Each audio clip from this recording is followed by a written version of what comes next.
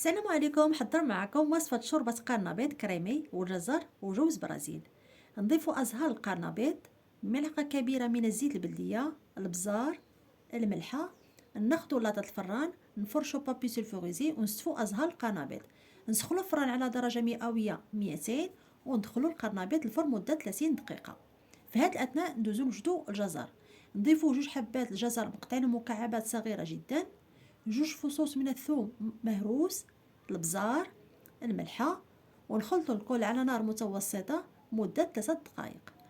من بعد ما يتحمر لنا أزهار القرنبيط نضيفوه في الطنجرة ونضيفو معاه إيترو ونصف من الماء الروبيني ونخليو حتى يغلى لنا. نخفو النار ونخليو مدة 5 دقائق، ومن بعد 5 دقائق نضيفوه في الخلاط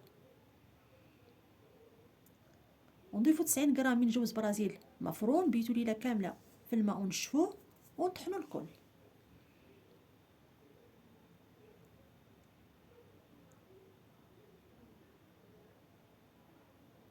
ونضيفو الجزر اللي حضرناه من قبل ونصف ملعقة صغيرة من إكليل جبل طازج مفروم.